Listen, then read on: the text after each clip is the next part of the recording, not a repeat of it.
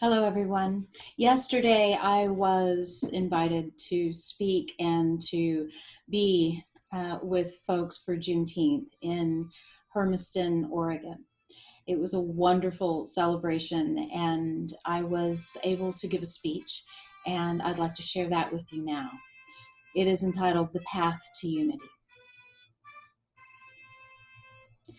It is fitting that our celebration of Juneteenth is the day after, because back in 1865, the day after Juneteenth, the American people remained shackled. The Emancipation Proclamation freed the bodies, and the minds remained in the manacles of the day before, the weeks before, the years before. Our institutional DNA has a mutation. And while generations have passed, the mutation has remained. And in some ways, we need it.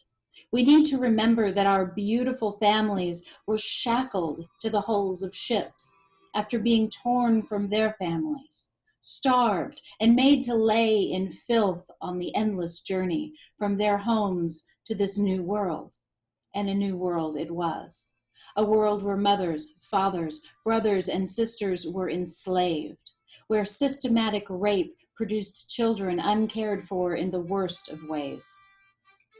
We hold the memory in our DNA. We also hold the love of the beautiful humanity. And something happened the other day, an ordinary occurrence by many standards. A beautiful man was killed when kneeling was used for something other than prayer, something other than praise, something other than gratitude.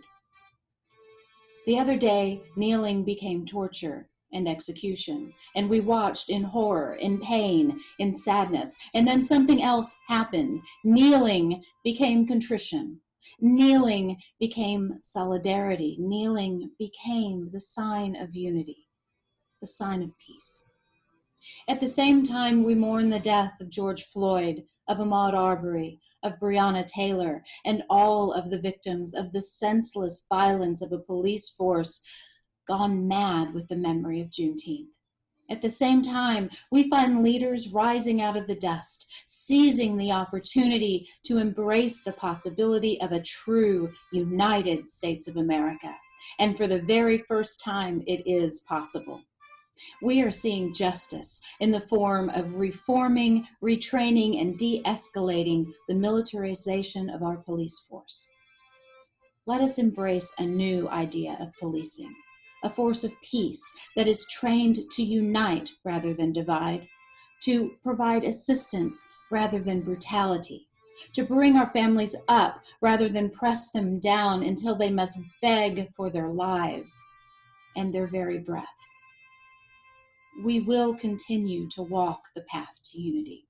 We will continue to embrace leaders with the strength to provide emotional, passionate leadership that ensures everyone their place in these United States of America.